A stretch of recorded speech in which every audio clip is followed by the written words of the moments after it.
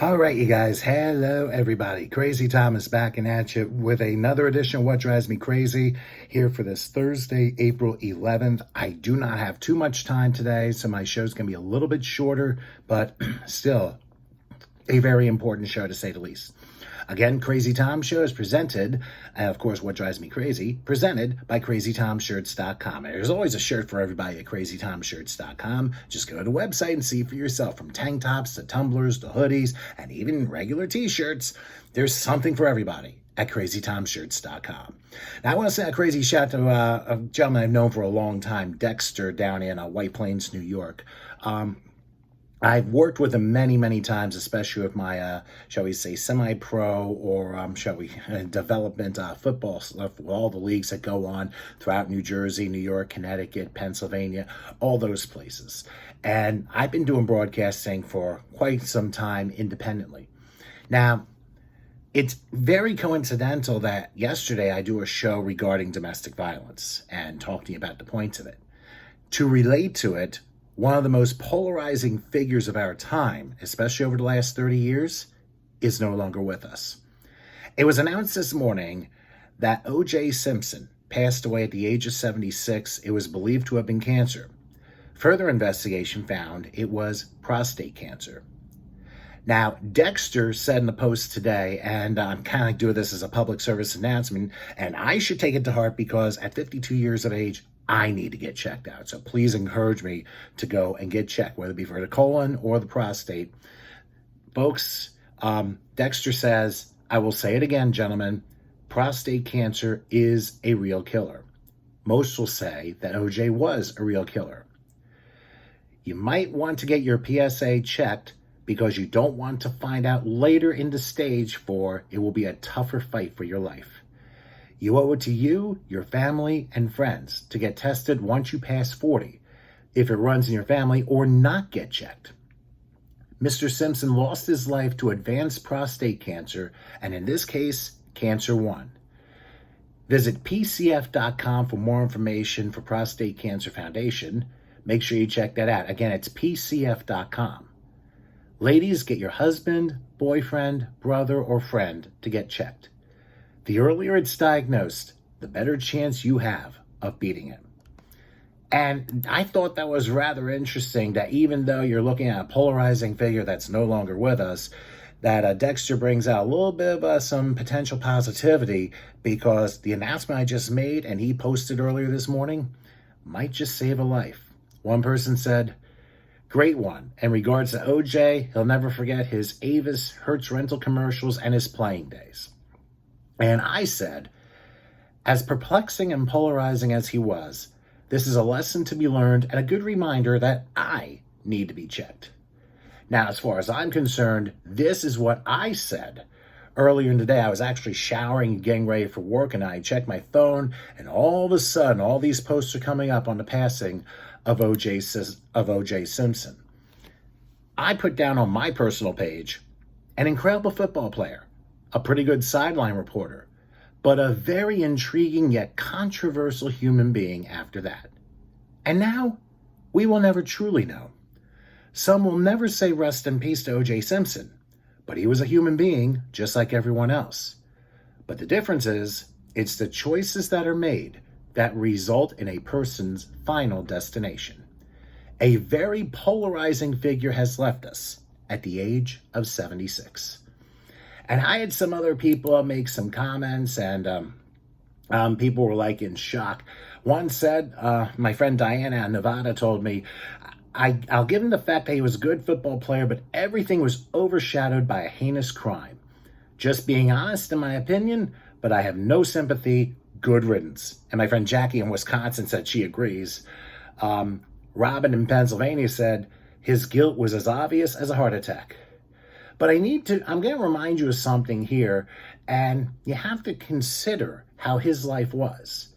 And as I mentioned, and I'm going to go ahead and hit the page here, earlier this morning, OJ's family shared the breaking news on Twitter X. And they said in a statement, on April 10th, which is yesterday, our father, Orenthal James Simpson, succumbed to his battle with cancer. he was surrounded by his children and grandchildren. During this time of transition, his family asks that you please respect their wishes for privacy and grace. Now from TMZ, and I'm basically taking an article from the Gateway Pundit here, as TMZ notes, news of Simpson's battle with cancer first emerged in February, but at the time, details were rather cloudy. Moreover, last year, Simpson claimed that he had caught some form of cancer, but he believed that he beat it. Now, taking a very close look here, and I'm just trying to find this courtesy of TMZ.com as we kind of scroll around, and it just says, remembering O.J. Simpson. Couple of notes here as I'm scrolling about. There's just a lot of things going on here. Oh, here it is. Added to the mystery was the fact that O.J. actually touched on a cancer diagnosis in 2023 in a video he posted on Twitter X when he said he caught some form of cancer, but suggested he'd beaten it. But in any case, the cancer came back and claimed his life about a year later. And O.J. had been looking frail in the lead up to his passing, including during an outing in January where he was spotted using a cane. The last time O.J. posted was a video of himself talking about Super Bowl 58 between the 49ers and the Chiefs. He said in the video he was rooting for his former team, the San Francisco 49ers. Now, mind you, he was drafted by the Buffalo Bills, but the last 2 years of his career were spent with the 49ers, and I didn't even really know that. He seemed to be in good spirits then, and he was seen in the clip and talking from the backyard of a home. But it goes without saying, O.J.'s life was momentous for a variety of reasons. Lots of good, lots of bad, especially in his later post-football years. Before that, though, he was a beloved All-American hero on the field, the 1968 Heisman Trophy winner from USC, and the first overall pick in the 1969 NFL Draft by the Buffalo Bills. Even after football, he was a bona fide A-lister in Hollywood, acting in tons of movies and TV shows, and famously serving as the face and pitchman for Hertz for many, many years. But of course, all that goodwill left in the 1990s when he was accused of the heinous murders. Now, going back to the O.J. Simpson article on the Gateway Pundit, they also mentioned that few individuals have ever experienced the fall from grace O.J. Simpson experienced in his years alive. As mentioned, he was an All-American running back for USC and won the Heisman Trophy in 1968, along with the Maxwell Award and Walter Camp Award. After he graduated, again, he was the overall number one pick of the 1969 NFL Draft by the Buffalo Bills. Simpson spent the next 9 seasons with the team before spending his last 2 with the 49ers.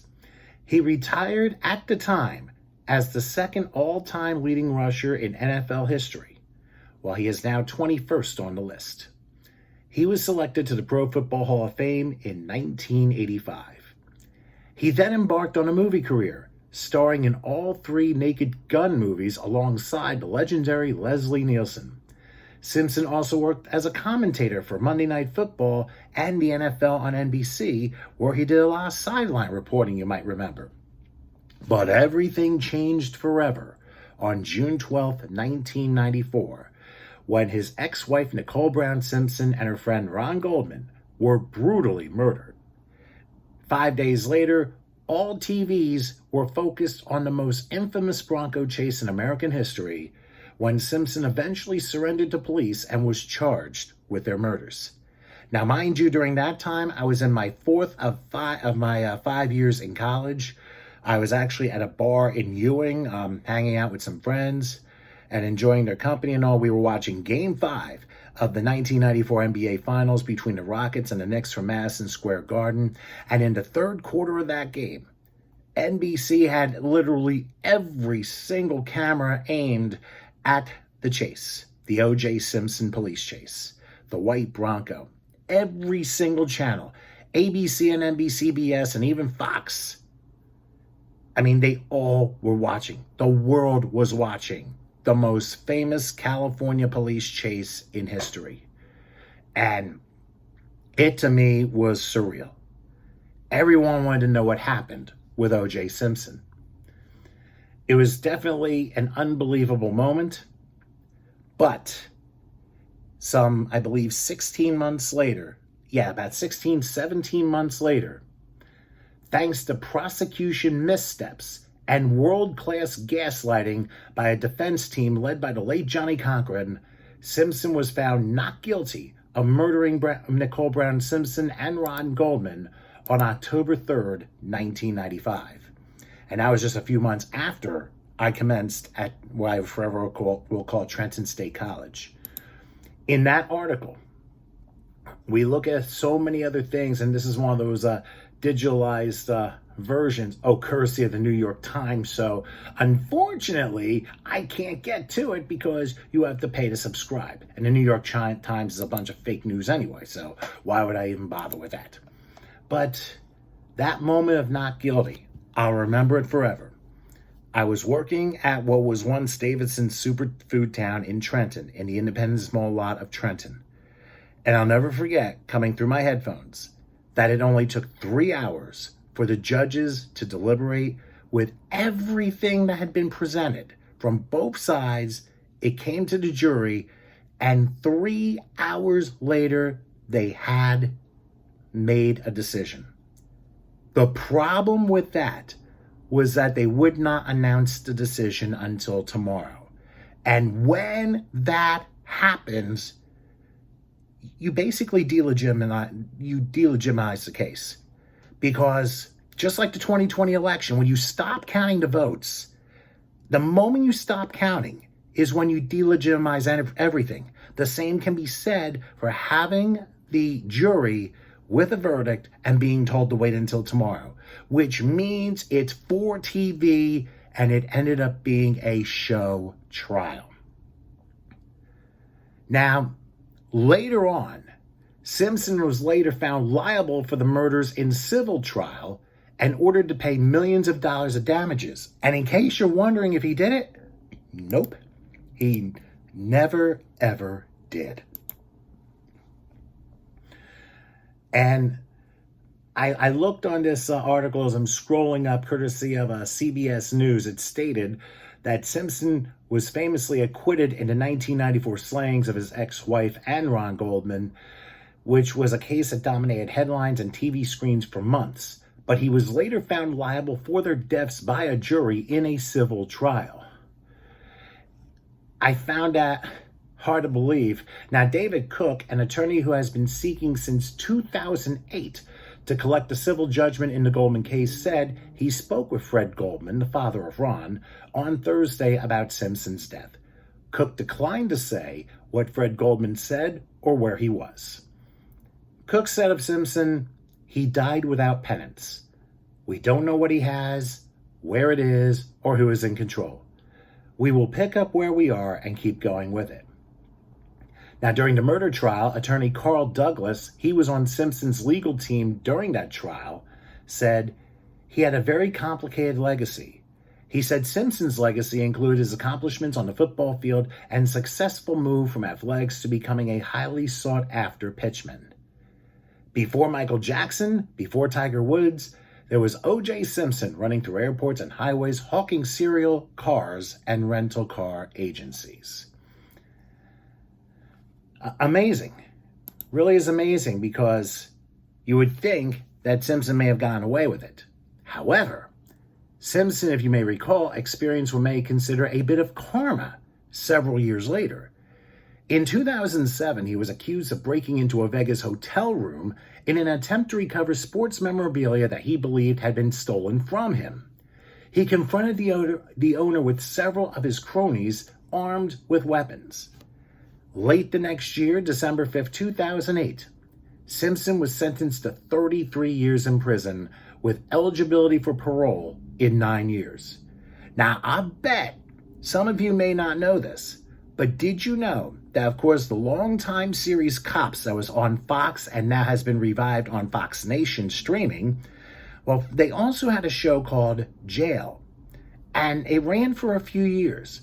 But there was one famous episode where and jail was basically focusing on a few different police precincts, Portland, Texas, and the main one, Las Vegas, Nevada. Well, Vegas was the main focus on this one. And the one big show I can remember, I don't know when it was released, but it was, I think, around 2008, 2009.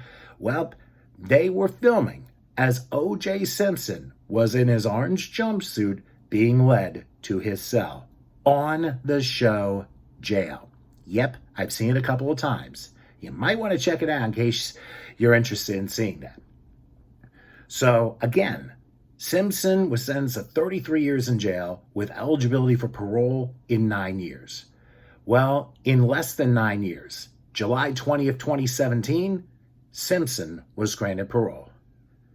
And he remained in Vegas after getting out of prison, where he remained until his death. There was talk that Simpson was going to head down to Miami to start a new life.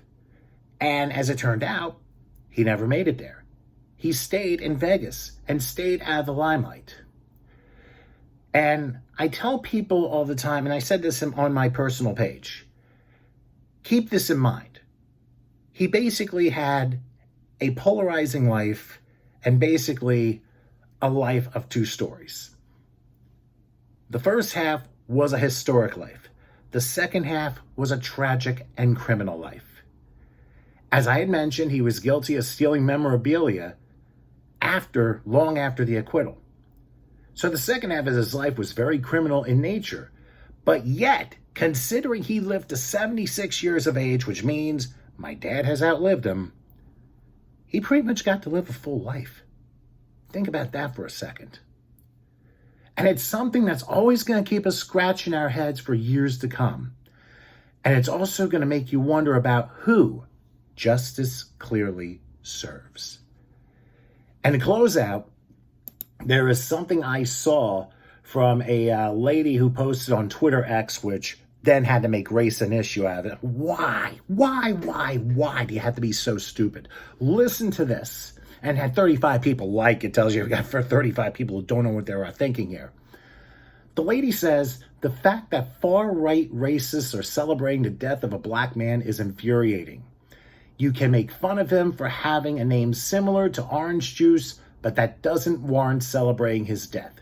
The only logical reason one would do so is because he's black and they're racist. They have to stop putting color in. There's only one race, and it's the human race. And I think what the lady put down was unbelievably ignorant. Now, my friend who is now in Indiana, Mike, who does his website, whatreallyhappened.com, he responded by saying this, and this is very telling. Or that he got away with murder. I have a half-brother who was an LA County Sheriff's person who was in the visitor area at the jail when O.J. admitted to Rosie Greer that he was guilty. Justice was not served in this case, and race was not the issue. So basically, his connections are saying O.J. was guilty. But yet, there's a video that rolls around from a lady who was asked if the jury thought that O.J. was guilty. She said yes. But why did they say not guilty? In revenge for the verdict of Rodney King 3 years earlier.